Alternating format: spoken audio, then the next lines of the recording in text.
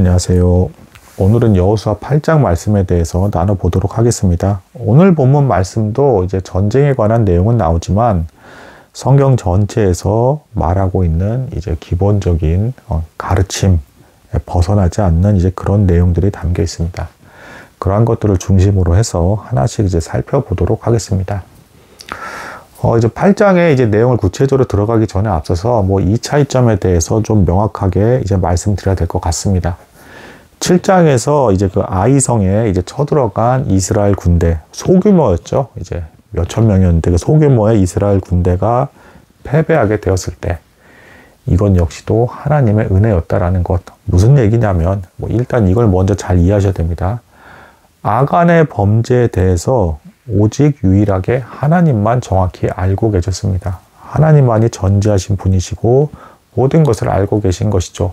그 범죄로 말미암아 이스라엘 백성들이 징계를 받게 되는데 그 징계에 있어서도 적절한 선을 하나님께서 이루셨다라는 것입니다. 만약에 이스라엘 백성 전체가 다 올라가서 아이성, 그 작은 아이성에서 패배했다라고 한다 그러면 그것은 이스라엘 백성들에게 굉장히 큰 충격을 줬을 것이고 아주 이제 심각한 이제 그 큰 이제 징계를 받는 것으로 다가왔을 것입니다. 근데 하나님께서는 그렇게까지 하는 것을 원하시진 않으셨고 일부 부대가 가게끔 섭리하여서 그렇게 인도하셨고 그 일부 소수의 이스라엘 백성들이 패하는 것을 통해서 너희 중에 죄가 있다라는 것을 알려주는 선까지만 징계를 베푸셨다라는 것입니다. 이것 역시도 굉장한 은혜이고요. 자, 또 이제 결정적인 차이가 있는데 어쨌든 아이성에 있는 백성들은 잠시나마 승리의 기쁨을 누렸겠죠. 야, 우리가 저렇게 하나님께서 함께 하시는 놀라운 백성을 무찔렀다 라고 하면서 엄청나게 신났을 것인데 악인들의 형통함은 어쨌든 한계가 있고 끝이 있고 하나님께서 보시기에 우리가 보기에는 굉장히 악인들의 형통한 기간이 너무 길어 보일 수도 있어요. 그렇지만 어쨌든 하나님께서 보시기에서는 잠시 잠깐이고 결국에 그들은 멸망당한다. 그러니까 사용되기만 할 뿐이고 멸망당한다라는 것입니다. 무슨 얘기냐면 이 세상 모든 만물을 하나님께서 창조하셨는데 이 창조한 모든 만물 중에 하나님께서 사용하시지 않는 건 없습니다. 심지어는 이제 하나님을 믿지 않는 악인까지도 다 사용하시죠. 아이성의 백성들은 어디까지나 이스라엘 백성들에게 죄가 있다는 것을 알려주게끔 사용된 도구에 불과했고 잠시 잠깐 그로 인해서 승리를 누렸으나 마침내는 멸망당하게 됐다는 것입니다. 이스라엘 교회를 지키기 위해서 죄를 제거하기 위해서 하나님께서 사용하셨을 뿐 그들에게 궁극적인 승리를 허락하지는 않으셨다라는 것입니다. 이 구도도 굉장히 계속 뒤에 내용까지 계속 반복이 돼요. 심지어는 대제국이라 할 수 있는 바벨론이라든가 페르시아 제국이라든가 기타 등등 로마 제국이라든가 제국이고 세상의 모든 사람들은 집중하고 주목하는 엄청난 권세를 가진 나라다라고 이제 볼 수가 있으나 이들 나라들은 어디까지나 하나님의 교회를 중심으로 교회를 징계할 때에도 사용되는 도구이기도 하고 그래서 이들이 그들로 말미암아 승리하는 것도 누릴 수가 있겠으나 심지어는 이 세상사에서 교회가 패배하는 것 같고 이들이 승리하는 것 같은 기간까지도 허락을 하시지만 마침내 궁극적으로 멸망당하는 건 이 세상의 제국과 나라와 이제 그 잠시 잠깐 승리해 보이는 것 같은 이방 족속들이라는 것입니다. 그들은 궁극적으로는 멸망이 예비되어 있고 넘어지는 것 같고 무너지는 것 같은 이스라엘 백성들은 잠시 잠깐 그렇게 내려앉을 수 있을지 모르겠으나 마침내는 하나님의 구원이 임해서 이들에게 영원한 승리와 생명이 주어질 것이라는 것입니다. 이 구도가 그대로 이제 연결돼서 보여지는 장이 이제 8장입니다.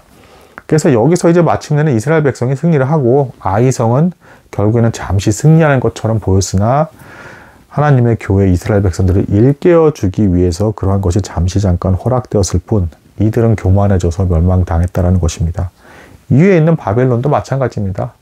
이스라엘 백성들이 너무 타락했을 때 이들이 벌을 받기 위해서 바벨론이 사용이 되었지만 그리고 바벨론은 한동안 굉장히 번성하고 강대국으로서의 지위를 누렸지만 이들을 역시도 교만해져서 망하게 되었고 오히려 징계받는 중에 회개하고 겸손해진 이스라엘 그리고 교회들은 회복이 되어서 마침내는 영원한 이제 생명, 하나님의 나라로 이제 들어가게 되었다라고 이제 말씀드릴 수가 있는 것입니다.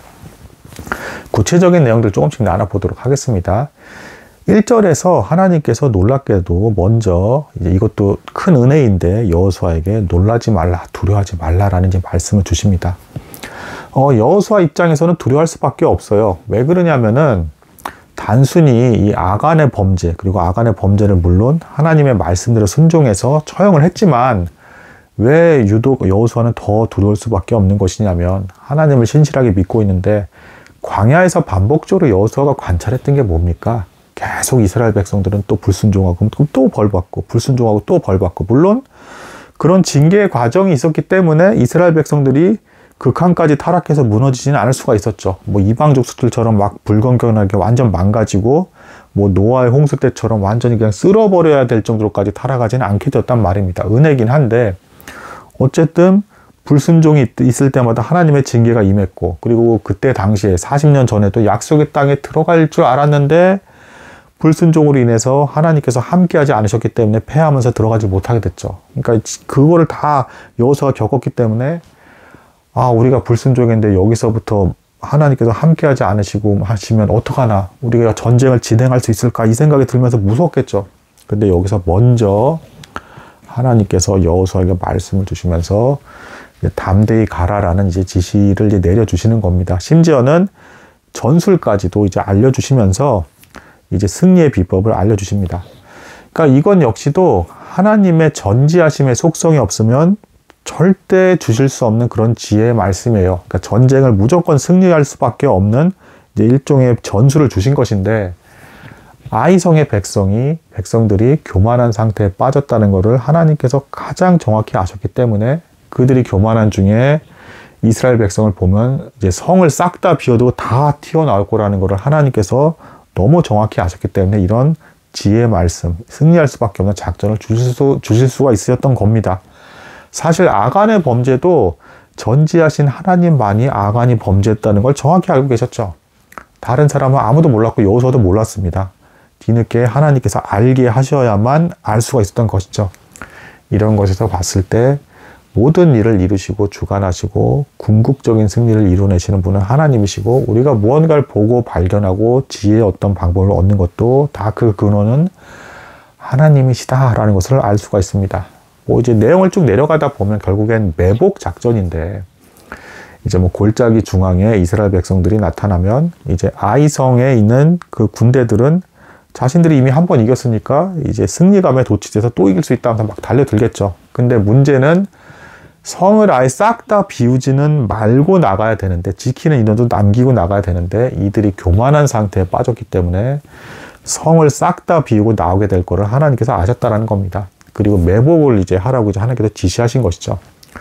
근데 이 말씀에서 조금 이제 난의 구절, 조금 어려운 구절이라는 그 내용이 들어간 게 뭐냐면, 이제 그 매복 인원을 이제 여호수아가 처음에 끌고 갈 때 3만 명을 데리고 가다가 이제 서쪽 지역에 5천 명만 이제 숨겨두는 그 내용이 나와요. 근데 이거는 뭐 난의 구절이 아니라 지나치게 이제 꼬투리를 잡는 성경 말씀 꼬투리를 잡는 사람들의 오해인데, 이제 세세한 것은 여호수아가 이제 그 작전을 구체적으로 세운 것 같습니다. 그리고 3만 명 중에 5천 명만 따로 부대를 떼서 거기다 숨겨놓고 다른 지역에 있을 수도 있는 것이죠. 이 디테일한 것까지는 성경이 하나하나 다 묘사하고 있지 않고, 그러니까 하나님께서 지금 이 8장에서도 말씀을 가르쳐 주시는 이유는 뭐 전술을 이렇게까지 하나하나 디테일하게 다 이렇게 해서 뭐 어디에 습이 있고 뭐가 있고 지형이 어쩌고 이걸 이용해야지 니들이 이기겠어, 이게 교훈의 주제가 아니라, 어디까지나 하나님의 지혜로 말미암아 교회된 백성은 잠시 징계받을 수 있을지 모르겠으나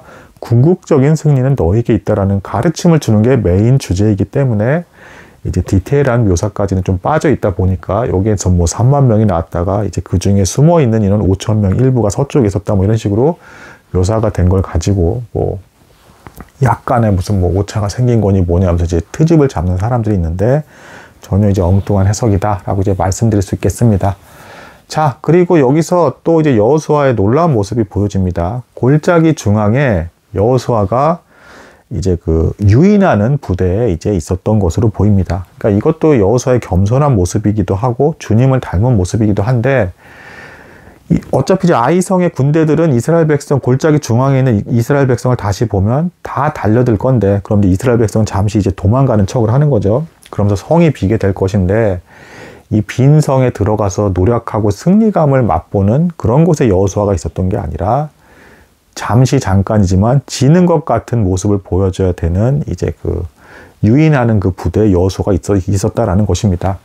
이건 역시도 주님과 대단히 닮은 모습인 게, 주님께서 우리를 어떻게 구원하셨습니까? 십자가에서 달리셔서 죽으셔서 승리하셨죠. 그러니까 세상 사람들이 봤을 때 지는 것 같은 모습을 보여주심으로써 마침내는 죽음을 맛보셨으나 그로 인해서 실제로는 사단의 권세를 완전히 무너뜨리고 죽음의 권세를 깨버린 승리를 이루시는 그 모습과 대단히 여호수아의 모습이 닮아있다. 이렇게 말씀드릴 수가 있겠습니다.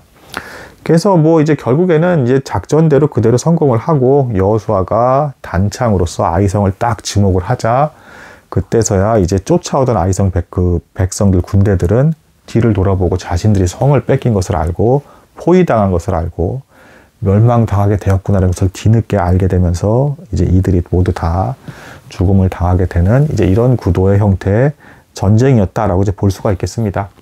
뭐 단창으로 이 지목하는 모습도 사실은 모세와 닮은 모습이에요. 모세가 홍해가 갈라질 때 지팡이를 들었죠.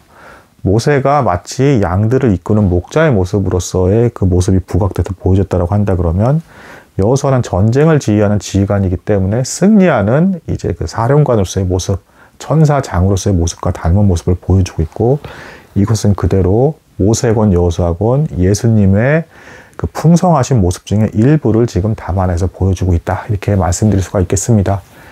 이후에 이제 내용은 이제 그 내용의 성질이 완전히 바뀌어서 이렇게 승리를 하고 나서 아이성을 완전히 다 무너뜨린 다음에, 그리고 여기서 이제 추가로 말씀드릴 것은 아이성에 남아있는 재물들에 대해서는 백성들이 가질 수 있게 하나님께서 여기서 허락했습니다.